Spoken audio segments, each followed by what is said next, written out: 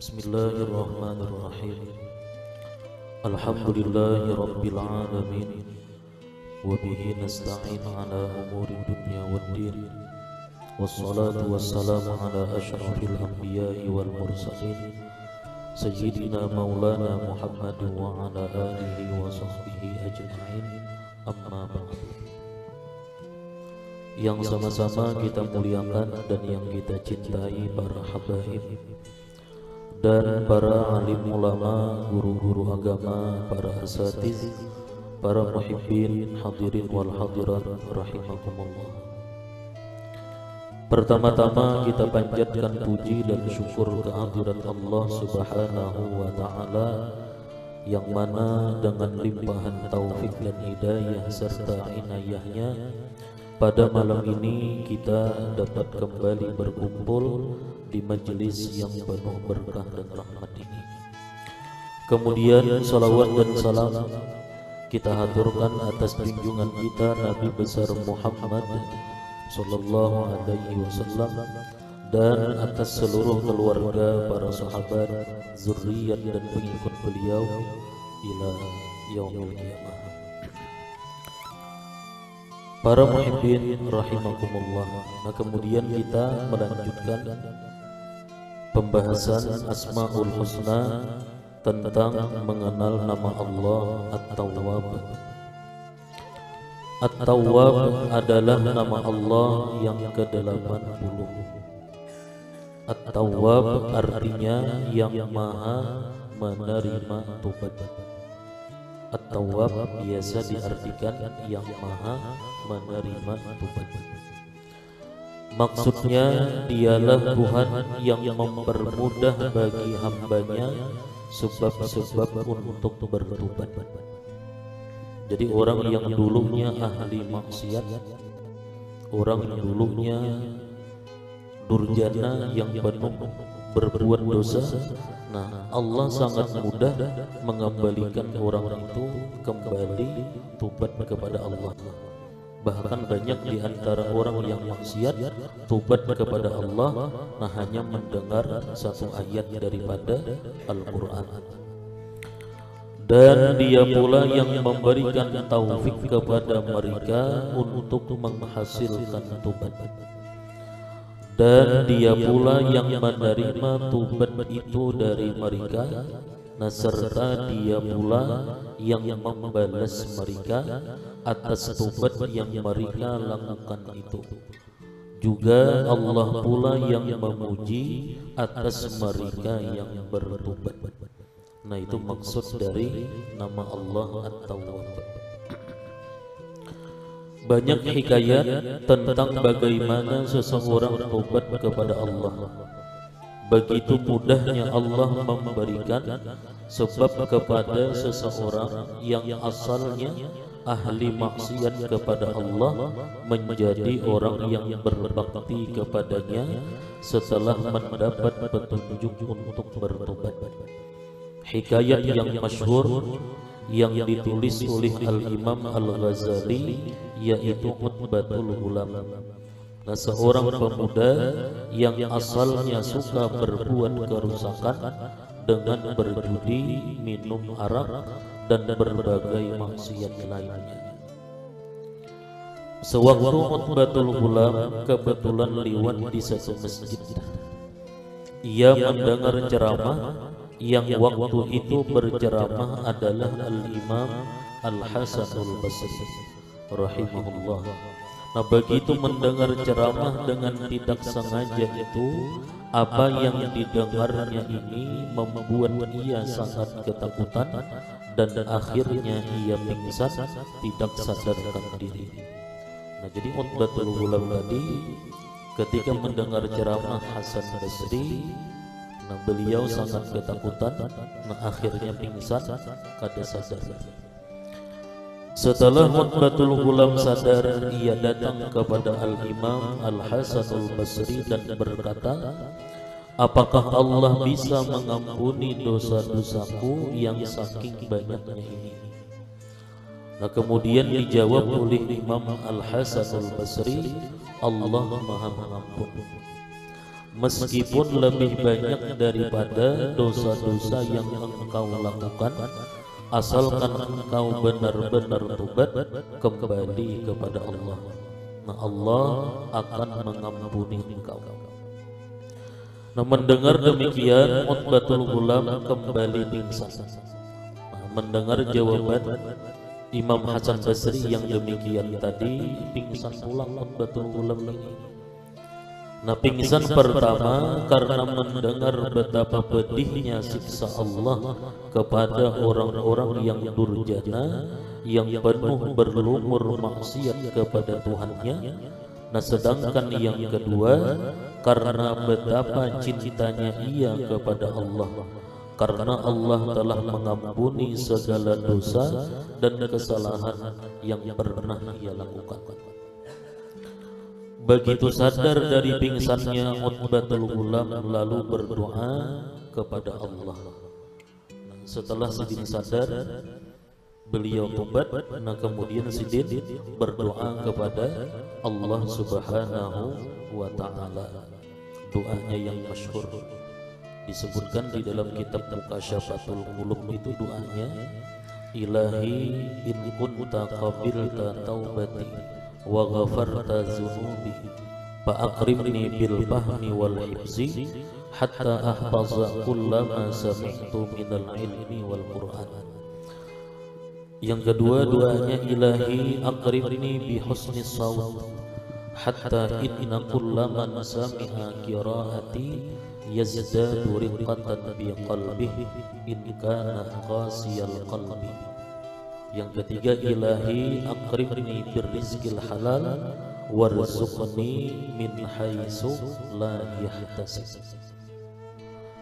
Nah, artinya, ya Allah, jika engkau telah menerima tobatku, engkau ampuni dosa-dosaku, maka muliakanlah aku dengan paham dan hafal, sehingga aku hafal tiap-tiap yang aku dengar daripada ilmu dan Al-Quran.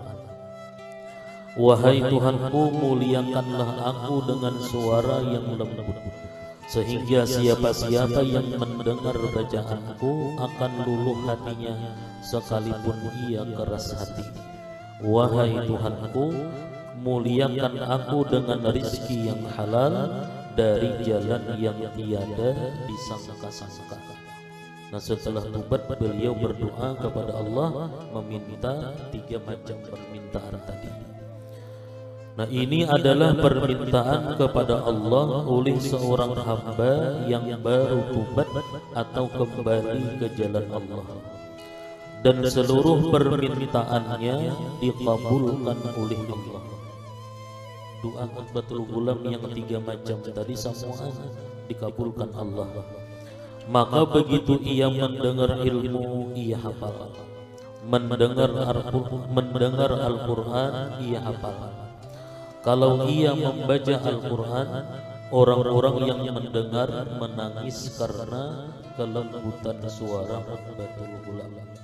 Di dalam kitab Mukasyafatul Qulub itu disebutkan, nah, setiap orang yang mendengar bacaan Al-Quran Utbatul Ghulam pasti tobat kembali kepada Allah. Jadi Utbatul Ghulam ini bila Sidin membaca Al-Quran, nah, setiap orang yang mendengar bacaan Sidin tobat kembali kepada Allah, sekalipun orang itu keras hatinya. Dan pula tiap hari di muka rumah beliau selalu tersedia makanan sampai beliau wafat. Nah, di dalam kitab itu disebutkan setiap hari di rumah Sidin itu ada piring besar atau mangkuk besar. Nah, di dalamnya ada kuah. Nah, kemudian ada 2 potong roti setiap hari. Jadi di mangkuk itu ada kuah, kemudian ada 2 potong roti. Dan kada dilihat siapa yang mengantar itu, kada ketahuan. Nah, sampai beliau wafat itu. Nah, Allah mengabulkan permintaan Utbatul Ghulam ini setelah ia benar-benar tobat kepada Allah. Sabda Rasulullah sallallahu alaihi wasallam yang artinya, orang yang tobat itu adalah kekasih Allah. Kalau orang yang sudah dikasihi Allah, ia minta apa saja kepada Allah akan dikabulkan. Nah, seyogianya kita juga demikian. Jika ingin berdoa kepada Allah, nah sebaiknya diawali dengan tobat. Nah, karena Allah kadang menyia-nyiakan balasan orang yang memperbaiki amal perbuatannya. Jadi Allah sangat menghargai, Allah kadang menyia-nyiakan orang yang tobat itu, orang yang dulunya gawiannya maksiat, kemudian dia tobat kembali kepada Allah, memperbuat kebaikan-kebaikan. Nah, Allah kadang menyia-nyiakan orang itu. Jadi ujar Nabi, hadis Nabi, orang yang tobat itu adalah kekasih Allah. Nah, kalau orang itu sudah dikasihi oleh Allah, nah minta apa aja pasti dikabulkan oleh Allah Subhanahu wa Ta'ala. Kita sudah tahu bahwa Allah yang memudahkan sebab-sebab untuk tobat, dan Dia pula yang memberi taufik kepada seseorang untuk tobat. Nabi Adam alaihi salam setelah beliau diturunkan ke dunia oleh Allah, berpuluh-puluh tahun beliau tidak berani menoleh memandang ke langit karena kesalahannya. Nah, dihikayatkan, andaikan air mata seluruh manusia dikumpulkan, maka lebih banyak air mata yang pernah tumpah dari Nabi Daud alaihi salam. Dan andai kata air mata seluruh manusia dan air mata Nabi Daud dikumpulkan, lebih banyak air mata Nabi Adam alaihi salam. Dikumpulkan air mata seluruh manusia nih, lawan air mata Nabi Daud, tetap masih banyak air mata Nabi Adam. Nah, karena menyesali peristiwa yang pernah terjadi pada diri beliau, akhirnya Allah memberikan ilham kepada Nabi Adam alaihi salam untuk mengucap beberapa kalimat. Setelah Nabi Adam mendapat taufik untuk membaca beberapa kalimat itu, kemudian Allah terima tobat Nabi Adam alaihi salam. Menurut sebagian ulama, kalimat-kalimat itu ialah Rabbana zalamna anfusana wa illam taghfir lana wa tarhamna lanakunanna minal khasirin. Artinya, wahai Tuhan kami, nah kami telah berbuat zalim terhadap diri kami sendiri, dan jika Engkau tidak mengampuni kami dan tidak mengasihi kami, niscaya kami termasuk orang-orang yang rugi. Setelah Nabi Adam mengucap kalimat-kalimat itu, nah Allah terima tobat Nabi Adam alaihi salam. Nah, kemudian apa buah keimanan dengan nama Allah At-Tawwab ini? Orang yang beriman dengan nama Allah At-Tawwab, akhlaknya ialah bahwa ia tobat kepada Allah serta melazimkannya. Artinya selalu tobat. Nah, sabda Rasulullah sallallahu alaihi wasallam yang artinya, wahai orang-orang yang beriman, tobatlah kepada Allah dan istighfarlah, minta ampunlah kepada Allah, bahwasanya aku, ujar Nabi, tobat 100 kali dalam sehari. Dan menurut ahli tafsir, Rasulullah sallallahu alaihi wasallam tobat bukan tobat dari dosa. Lain tobat macam kita, tobat karena menggawi dosa, Nabi kata. Nah, karena beliau sudah dijamin diampuni, melainkan beliau semata-mata menjalankan perintah Allah kepada orang-orang beriman untuk tobat, dan beliau adalah penghulunya orang-orang beriman. Jadi Nabi itu tobat semata-mata menjalankan perintah Allah. Ya ayyuhallazina amanu tubu ilallah. Nabi menjalankan perintah Allah itu. Beliau tobat bukan tobat karena melakukan dosa kata. Nah, kemudian apa yang dimaksud dengan tobat itu? Apa itu tobat? Nah, tobat terdiri dari 3 perkara. Pertama ilmu, kedua keadaan, dan ketiga amal. Bila kurang satu dari yang 3 ini, lain tobat ngarannya. Jadi tobat itu terdiri dari 3 perkara. Pertama ilmu, kedua keadaan, dan ketiga amal. Maksud ilmu di sini ialah mengetahui bahwa satu dosa itu akan mendatangkan murka Allah dan menjauhkan dari surga serta mendekatkan kepada neraka. Nah, juga membuat sedih Rasulullah Sallallahu Alaihi Wasallam serta ibu bapa yang ada dalam kubur, dan juga dapat mempersempit rezeki serta mendatangkan duka cita. Nah, harus tahu itu. Nah, kalau kada ada ilmunya, kada kawan tobat kita. Jadi kita mesti mengetahui bahwa dosa itu membuat Allah murka, menjauhkan kita dari surga, mendekatkan kepada neraka.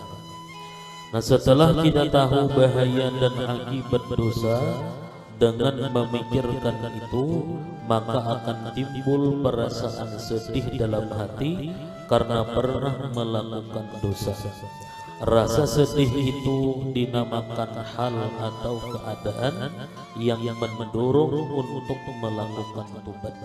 Lalu timbul sedih, lalu menyesal. Dan tindakan kita yang demikian itu disebut amal atau tindakan.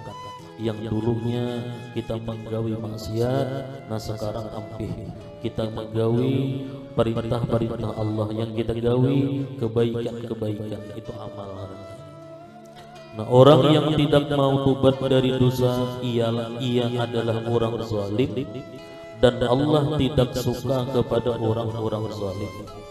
Sebagaimana yang disebut dalam firman Allah yang artinya, dan barang siapa yang tidak tobat, maka mereka adalah orang yang zalim. Allah tidak mencintai orang-orang zalim.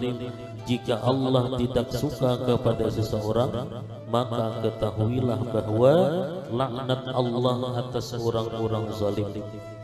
Bahwasanya orang-orang zalim bagi mereka siksa yang pedih.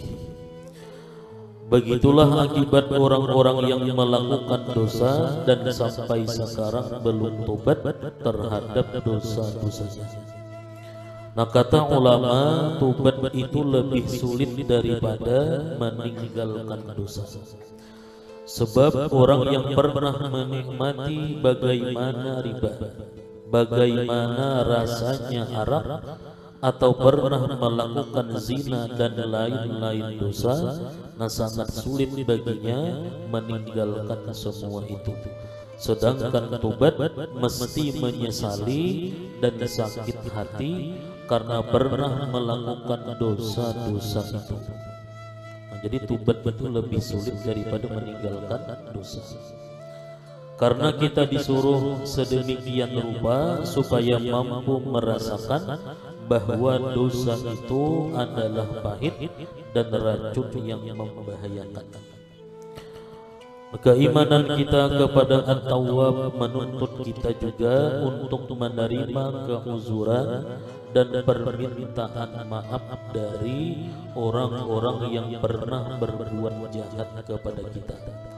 Jadi yang kedua, buah keimanan kita dengan nama Allah At-Tawwab, nah kita menerima keuzuran, kita menerima permintaan maaf dari orang-orang yang pernah berbuat jahat kepada kita. Allah yang menciptakan makhluk, Allah yang menciptakan kita, Allah yang memberi rezeki lawan kita. Begitu kita maksiat, kita minta ampun, nah Allah ampuni kita. Masa kita yang kadang memberi rezeki lawannya kita kadang mengeduhi, kita memberi rezeki kadang lawannya, inya berbuat dosa, inya berbuat salah lawan kita, kadang kita mengampuni. Nah, kan kada sesuai. Nah, Allah yang menciptakan kita, Allah yang memberi rezeki kita. Nah, begitu kita salah, kita maksiat, kita tobat kepada Allah, nah Allah terima tobat kita. Jadi keimanan kita kepada At-Tawwab menuntut kita juga untuk menerima keuzuran dan permintaan maaf dari orang-orang yang pernah berbuat jahat kepadanya, baik itu rakyatnya, kawannya, kenalan, atau rekan kerjanya. Allah memaafkan dan menerima tobat orang-orang yang minta ampun kepadanya. Nah, kenapa kita yang tidak pernah memberikan rezeki kepada orang lain dan tidak menciptakannya, tidak bisa memaafkan orang-orang yang minta ampun pada kita? Nabi Muhammad SAW pernah bersabda yang artinya bahwasanya di padang mahsyar nanti manusia diseru. Nah, seruannya, bangkitlah orang-orang yang punya pahala atas Allah. Nah, kemudian tanya sahabat, siapa yang punya pahala atas Allah? Jawab Nabi Muhammad SAW, nah orang-orang yang memaafkan manusia. Maka bangkitlah beberapa ribu orang dan ia dimasukkan ke surga tanpa dihisab oleh Allah Subhanahu wa ta'ala. Kenapa? Karena dulunya di dalam dunia orang ini memaafkan orang-orang yang berbuat jahat, orang-orang yang menzaliminya dimaafkannya. Dalam kesempatan lain Nabi Muhammad SAW pernah juga menyatakan bahwasanya orang-orang yang dizalimi dalam dunia mereka beruntung di hari kiamat. Nah, banyak keuntungan yang akan diterima orang-orang yang dizalim di hari kiamat, asalkan orang-orang yang dizalim itu sabar, tidak berbuat semena-mena, dan tidak minta dibalaskan kepada Allah. Orang yang beriman dengan nama Allah At-Tawwab, yang pertama akhlaknya terhadap nama itu yaitu bertobat dari kesalahan-kesalahan dan melazimkan taubatnya itu, dan kedua mau memaafkan atas orang-orang yang meminta uzur atau minta maaf kepadanya. Nah, itu buah keimanan dengan nama Allah At-Tawwab tadi. Nah, kemudian selanjutnya mengenal nama Allah Al-Muttaqi, Nabi Mustafa Rasulullah sallallahu alaihi wasallam. Al-Fatihah.